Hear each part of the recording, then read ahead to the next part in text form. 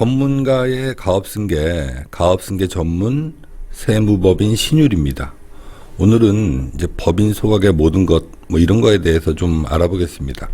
우리가 너무 이익 소각에 대한 프레임에 갇혀서 이익 소각만 있는 것처럼 이제 생각이 되다 보니까 사실 이제 법인에는 여러 가지 소각들이 있죠.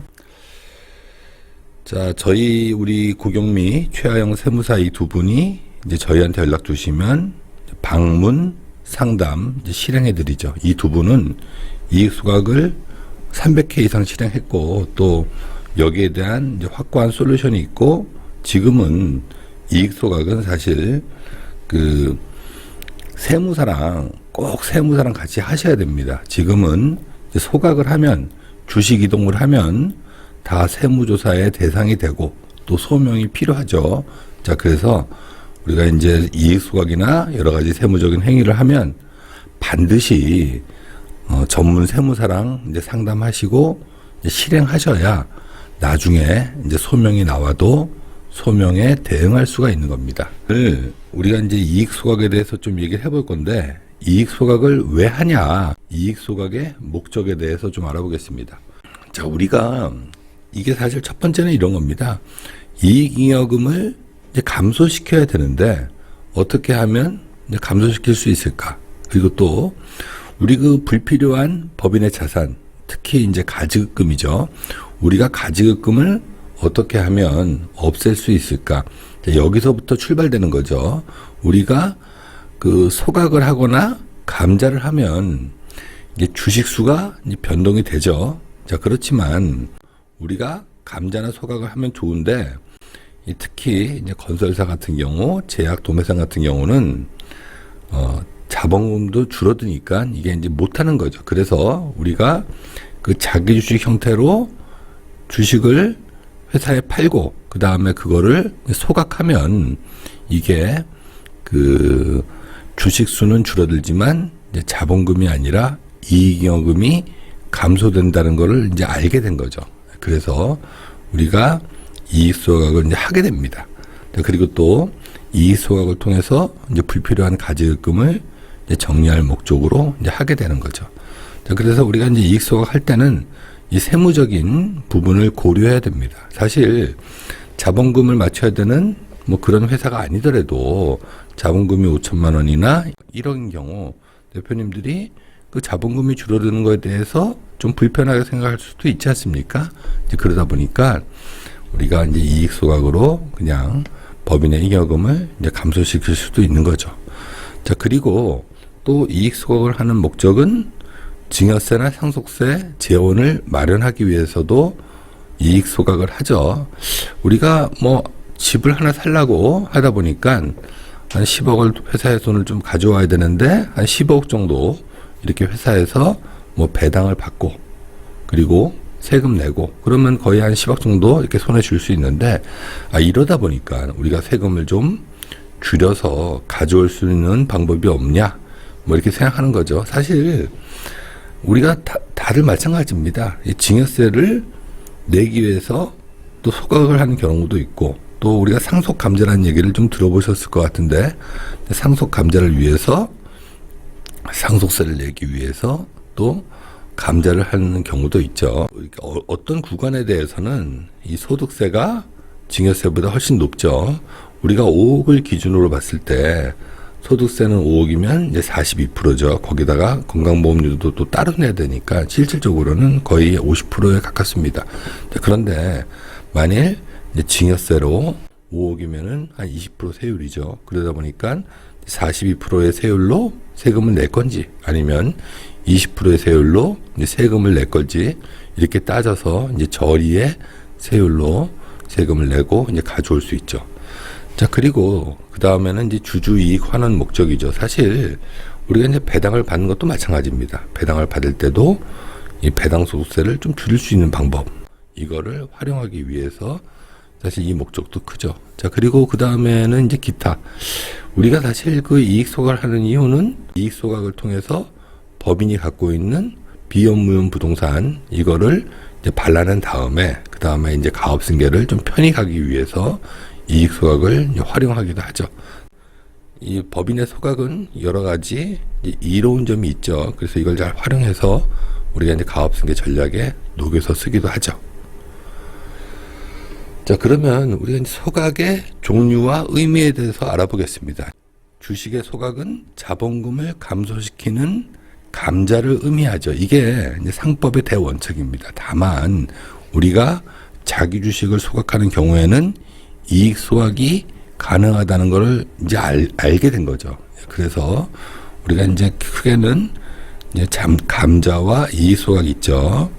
자, 근데 감자는 이게 이제 채권자 보호 절차가 필수입니다. 그래서 이제 30일 동안 공고를 해야 되죠. 그렇지만 이익 소각은 이제 그런 게 필요 없죠. 그리고 또 대가의 지급 재원은 이 감자는 이제 자본금과 이익잉여금이 같이 줄어들죠. 그렇지만 이익 소각은 자본금은 그대로 있고 미처분 잉여금이 이렇게 줄어듭니다. 자, 그리고 주식수의 변동은 두 개 다 감자든 이익 소각이든 다 변동이 있는 겁니다. 자, 그래서 우리가 상법으로 이제 소각을 나눌 때, 자, 첫 번째, 대가를 지급받느냐, 아니냐에 따라서 유상과 무상으로 나눌 수 있겠죠. 자, 두 번째, 주주의 승낙이 있냐, 없냐에 따라서 강제 소각과 이제 임의 소각으로 나눌 수 있습니다. 자, 그리고 그 지분 변동이 있냐, 자, 누구는 하고 누구는 안 하냐, 또 아니면 다 같이 평등하게 하냐, 이거에 따라서 균등 소각과 불균등 소각이 있죠. 다만 우리가 상법에서는 주주 평등의 원칙이라는 게 있습니다. 그래서 어느 주주는 하고 뭐 아버지는 하고 아들은 안 하고 뭐 이거에 대해서 따지는 게 아니라 기회를 균등하게 주면은 주주 평등의 원칙을 지키는 거죠. 회사에서 공고를 해서 소각을 하세요, 하실 분 하세요, 이렇게 뭐 이렇게 물어보죠. 그랬을 때 아버지는 하겠다 그러고 아들은 안 하겠다 그러면 그거는 어떻게 막을 수 있는 게 아니죠. 이 기회를 균등하게 주어서 누구는 하고 누구는 안 하고 뭐 이렇게 쓰는 겁니다. 사실 우리가 활용하는 거는 유상소각, 유상소각을 통해서 비업무용 부동산을 좀 발라내고 또 임의소각, 임의소각으로 또 부동산을 가져오고 그 다음에 또 아들과 아버지 있을 때 아버지의 주식만 소각해서 이제 가업승계 전략으로 쓰는 거죠. 자, 우리 이제 법인 솔루션에서는 주로 쓰는 게 이제 일반적인 소각, 뭐 이거를 보통 우리가 알고 있는 이익 소각이라고 하죠. 이 이익 소각은 다시 말씀드리지만 이제 임의 소각, 소각을 원하는 주주가 소각을 하게 되는 거죠. 그리고 또 유상 소각, 소각의 대가는 이제 받는 거죠. 이 대가를 받는 거는 금전, 부동산, 그리고 유가증권으로 받을 수 있습니다. 우리가 이제 가업승계 증여특례를 하기 전에 비업무용 부동산을 유상소각으로 아버지가 다 가져갔다가 또 그 이후에 몇 가지 솔루션으로 또 아들한테 줄 수 있는 뭐 이런 것들을 저희가 지금 하고 있죠. 자, 그리고 또 불균등 소각입니다. 사실 모든 주주가 참여하지 않는 것들은 다 불균등 소각이죠. 아버지는 소각을 하고 아들은 소각을 안 하고 이제 이런 걸 이제 불균등 소각이라고 합니다. 그래서 저희가 쓰는 이익 소각은 임의 소각과 유상 소각 그리고 이 불균등 소각을 적절하게 활용해서 절세의 포인트를 잡는 거죠. 자, 그 다음에 또 요새 많이 하는 게 이제 저가 법인 소각이죠. 이걸 뭐 신이익 소각, 뭐 신자본 환원, 뭐 이런 얘기를 하죠. 이것도 마찬가지입니다. 이거는 임의 소각이죠. 소각을 원하는 주주가 이제 소각하게 되죠. 또 유상 소각이죠. 소각의 대가를 유상으로 지급하죠. 우리가 소각하는 목적은 유상으로 받기 때문에 하는 겁니다. 이것도 마찬가지로 금전이나 부동산, 유가증권으로도 모두 다 가능하죠. 그리고 저가 법인 소각은 균등하게 할 수도 있고 이제 불균등하게 할 수도 있죠. 사실 우리가 그 자본금을 이제 소각하는 이 방법, 이거를 신이익 소각, 자본 환원이라고 하죠. 이제 이것도 우리가 출발은 똑같습니다. 우리의 법인의 잉여금을 가져오는 것도 맞는 얘기고 또 두 번째 우리가 그 가지급금을 정리하기 위해서 이 방법도 쓰는 거죠. 또 이거는 우리가 그 자본금을 회사의 잉여금으로 좀 이렇게 활용해서 세금 없이 증자를 할 때 이때도 이 저가 법인 소각을 활용합니다. 자, 이게 그 상법 345조에 나와 있습니다. 회사는 정관에 정하는 바에 따라서 회사의 이익으로서 소각할 수 있는 종료 주식을 발행할 수 있다. 이게 이제 상환 우선주죠. 우리가 이제 상환 우선주를 발행해서 상환 우선주를 보통주를 상환 우선주로 이제 변경해서 이게 다 법에 나와 있는 겁니다. 변경해서 상환 우선주를 이제 소각하면 회사의 이익 잉여금으로 회사에 미처분 잉여금으로 그 소각의 대가를 줄 수 있는 거죠. 자, 우리가 상법의 소각의 종류를 알아봤죠. 그러면 이번엔 그 세법상 소각에 따른 이제 조세 부담을 좀 알아보겠습니다. 자, 첫 번째 소각 방법은 균등과 이제 불균등이 있겠죠. 당연히 모든 주주가 소각할 수도 있고 특정 주주가 이제 소각할 수도 있죠.